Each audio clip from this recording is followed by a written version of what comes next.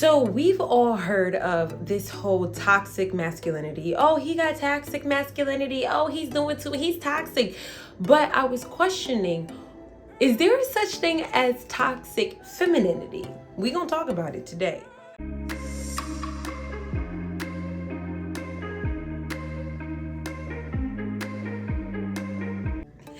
Welcome everyone to another amazing episode of Sips with Shay. I am your host Shay, and it has been a couple of days, okay? Spring is here, the sun is sunning, it is doing what I needed to do. But first, let me welcome you. Y'all heard the bar? Let me welcome my new subscribers. I appreciate you, and my returning subscribers. Now, let me tell you something. You see the dress? Listen, when the dress comes out, it gets real, okay? And as you can see by what I said, we're gonna talk about toxic femininity. I don't even know if it's a thing. I don't know if it's been coined, but I'm coining it. It has been coined by Shay, okay? Listen, this topic came to me indirectly, involuntarily, but it was so needed. It was so needed. Can I tell you why? I'm gonna tell you why, because I feel like you asked. Before I dive in, first, like, subscribe, comment, enjoy, get your tea, let's talk, because we need to talk about what exactly is toxic femininity, and do you display it? Because do you display it? Okay, because you might. I was having a conversation with this guy, and it was really interesting because I put him in a situation where I had him fighting against his urges because I was fighting against my urges. But even in my mind, I was like, I may not want to do something, but I'm setting the scene for a possible outcome that I may not want. Okay, we got it? What was interesting was, when I had this conversation with this man, he is of an older age, right? And sometimes I think women are attracted to older men, but we don't understand what it really takes to be with an older man. Like certain games you cannot play. Certain little tit for tats, they not having it. The indecision, they not with it, right? So you have to be very stern and clear in who you are when you do approach an older man, right?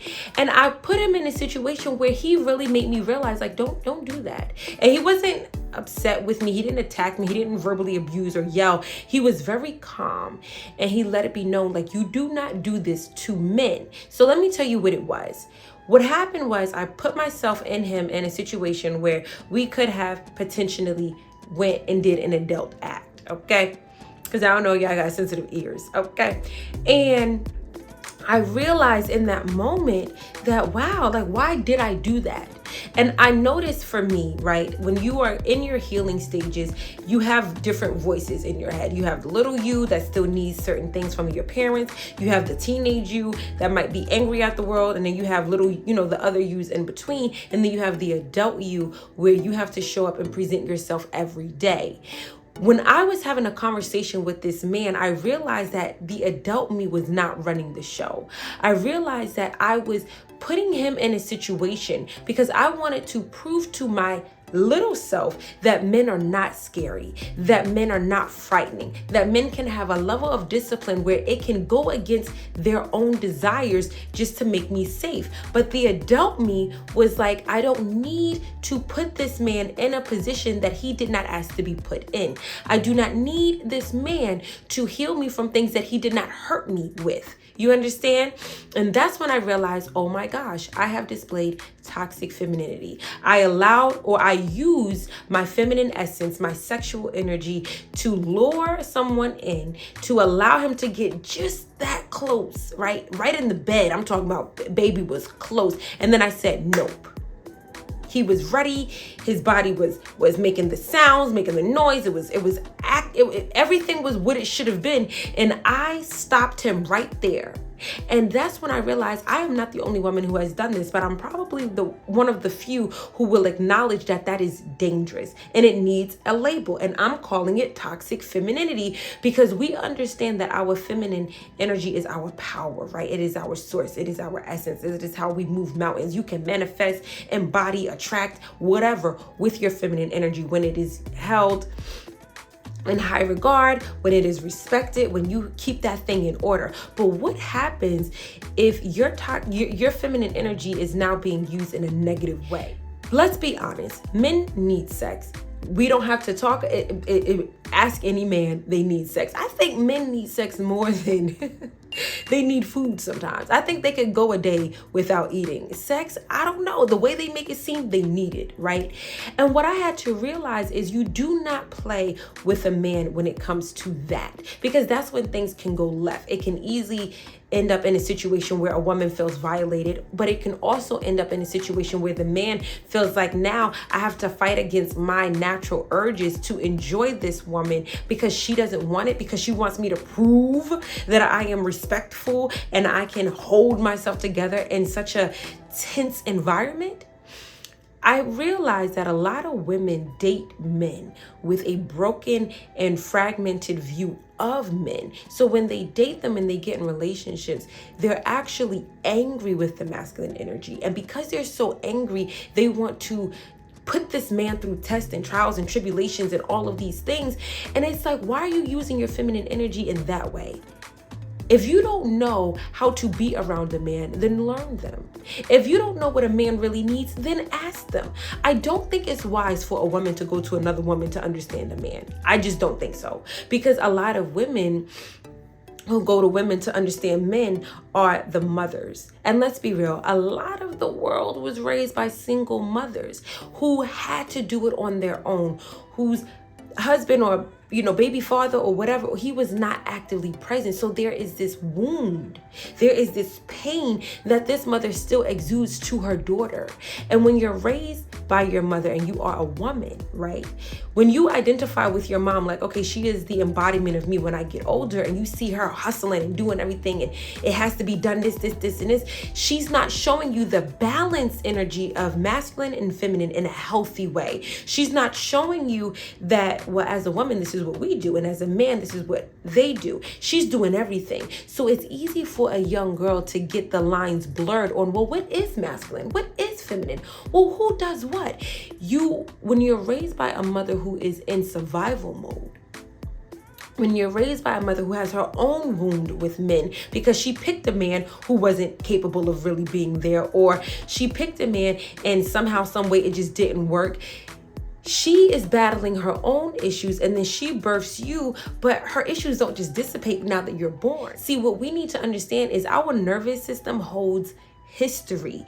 It holds ancestral DNA. It holds energy that we did not even ask to embody.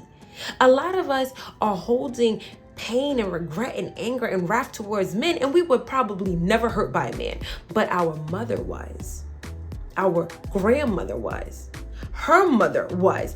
And we're just going to believe that somehow, some way we're going to get in a healthy relationship and it's just going to be easy. No, you have to make a conscious decision to say, I may not have seen the ideal or the epitome of a balanced masculine and feminine relationship, but I want to know, I want to learn, I want to know, I want to embody it. I want to see what it feels like to be a feminine woman and deal with a healthy masculine man. Right? And I really had to get to my reality of, I was raised by a single mother. Yes, my dad was alive, but I was raised by a single mother. And my mother never really made it seem like, Shayla, you need a man, get married and have babies and all that. She let me know, like, men are important. They do have a role, but you always need to be in position for yourself. Put yourself in a position where you're ready to do whatever you need to do. You ain't got to be stuck. And see, that makes sense when you're coming from a place of survival, when you're coming from a place of, I had to do it, my baby ain't gonna do it. That makes sense. But what if the goal is to let your daughter know, listen, I made poor decisions, but I want to show you that men are not scary. Men will have your back. They can support you. It is okay to rely on them, to be interdependent with them. You ain't got to compete with them. You ain't got to, well, you can do it. Well, I can do it too. And no, you ain't got to be combative. You can rest in it. When I realized that a lot of women are really angry and afraid of masculine energy, that they really just don't understand, because under fear is sadness. And under sadness is, I really don't know how to deal with you. I'm on Instagram and I see all these conversations about men and women are not submissive and men don't provide. And I'm like, there's a lot of deeper wounds that people are not speaking about. A woman is not going to hear submissive the way that a man is going to say submissive. It ain't going to work. When a woman hears a man say, well, be submissive, we automatically tense up like, oh, he's trying to take something from me. He's trying to control me. He wants me. And a man is probably really saying, be relaxed. Trust me. Know that I got us. Know that it ain't got to be this scary. Trust, right? But we hear, nope. They want me to change. They want me to stop. And that's a fear. But you got to ask yourself, whose fear is it? If your man is displaying loyalty, trust, communication, provision, protection, safety, he ain't doing nothing out of the blue, but you're on high alert. You just don't trust him. Well, baby, maybe you got to ask yourself, are these my mother's fears that I'm feeling? Are these my grandmother's fears that I'm experiencing? Because it ain't mine. But you have to tap into you to realize what is leading me. I realized that I like to cuddle with guys, but I didn't understand why I like to cuddle so much. Like, I will cuddle with you and not want you to have sex with me. I don't want you to touch me on that level. And I realized that the adult me is wise enough to know that a heterosexual man is going to be attracted to a heterosexual woman like myself. So to put him in a position where I'm like, oh, just cuddle, but I don't want to feel no pokey dokey Loki. Okay. I just want to cuddle. That is unnecessary temptation. That is unnecessary discipline that don't need to happen. But I had to ask my little self, why am I doing that? And she told me, well, I've always wanted to cuddle with my dad.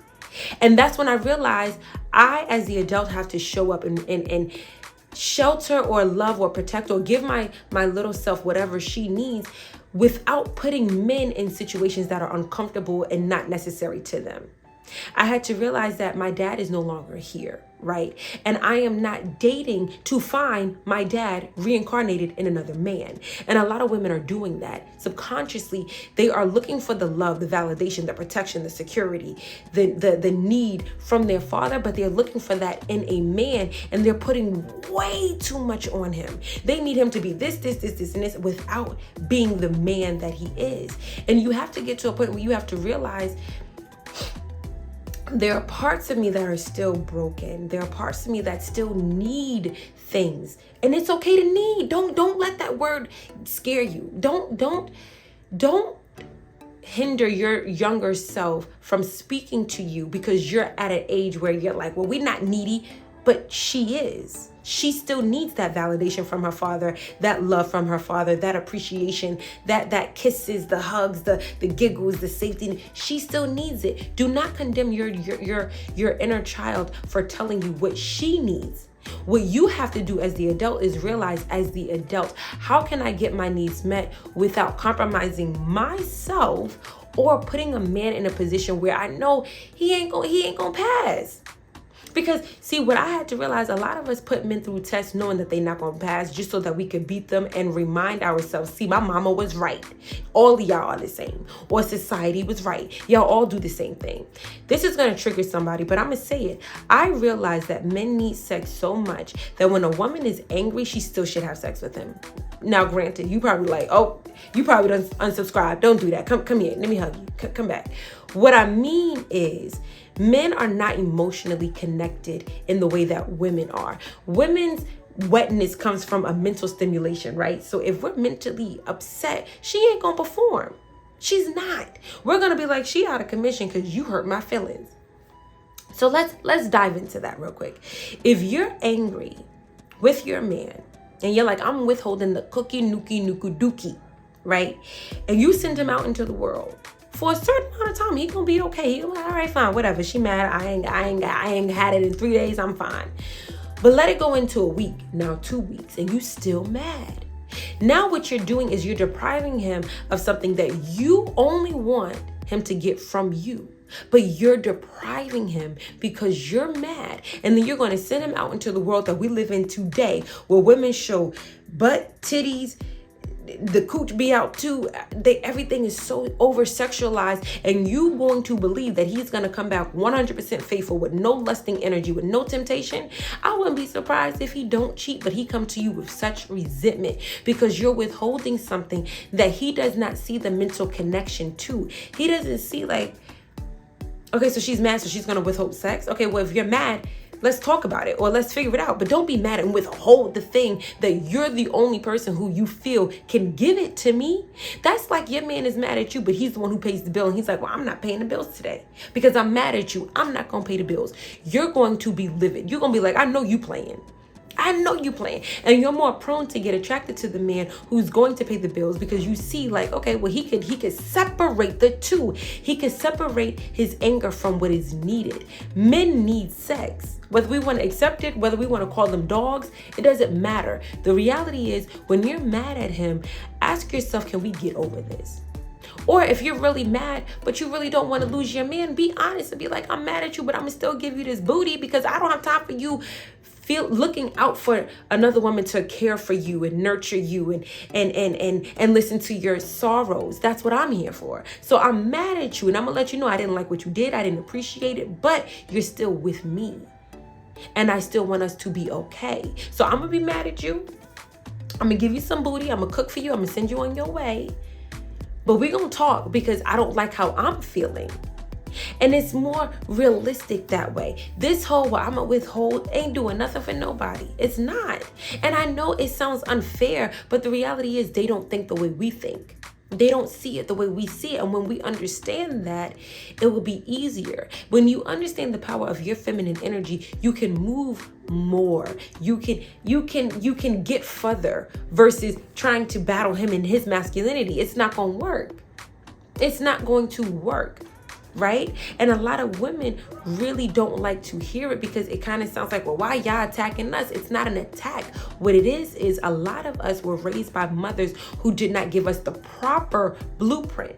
If you were raised by a mother who had a disagreement with her husband in the household, you like mommy and daddy having an argument, and then later you hear them making love, you're going to question, how did mommy still have sex with daddy when she was mad? So what you're going to do, you're going to ask her in the morning, like, mommy, what happened? Like you're grown enough to ask her, right? You're like, Mom, what happened? And she's like, well, baby, I still am a wife.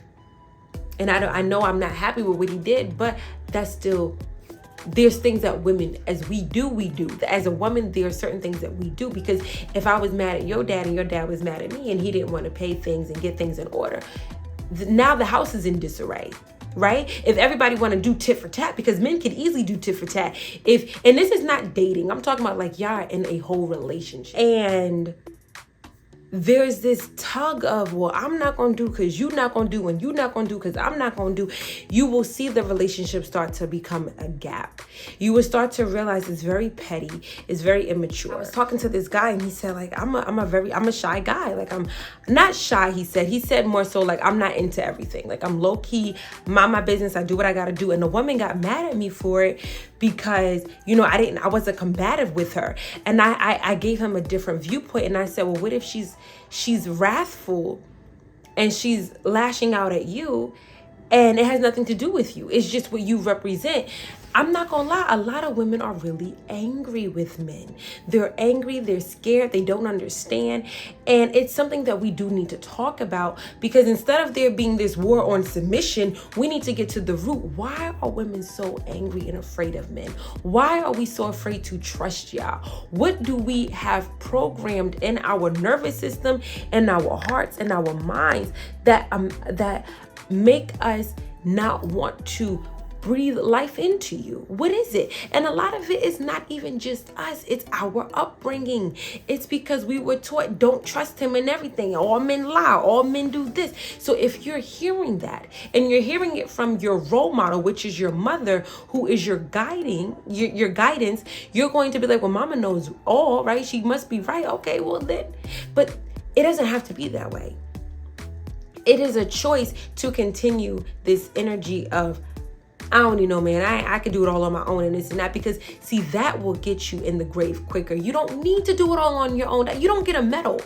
When has a woman ever got a medal that said, I could do it all on my own? I'm Every Woman is a nice song, but when you really got to be every woman, you got to be mindful. That's a lot of work. So when you have a partner, a man who's saying, hey, I will take this load off of you. All I'm asking for is respect, some good loving, food, and like this gentleness. Why does that trigger us so much? Why does it make us want to get wrathful? Like, I don't do soft life. I don't do gentle life. What? Why? I do. I do gentle life. I do soft life. I am very feminine. And there's still parts of me that I'm still learning to be more feminine. But it was a choice. I had to say to myself, I'm using my feminine energy in a negative way. I'm getting men into this energy of like, let me see how aroused they can get. Let me see how protective they can get. Just to, I don't want to be with you. I just wanted to see. That is toxic. But they don't talk about it because it's a woman. And we're very delicate. We're very delicate. And see, I could say this because I had to get to my truth within me, where it's like I will never play with another man's energy again. I don't want to, because I had to realize like, wow, why am I doing it? See, it's cute when a woman is saying like, oh, I have inner child wounds that I'm still working with, and they can still date. But let a man come to you and say, well, I have inner child wounds and I'm gonna still be here. Yeah. We will look at you like, nah, boo, I'm not your therapist. But a man will be like, okay, well, we could work through it.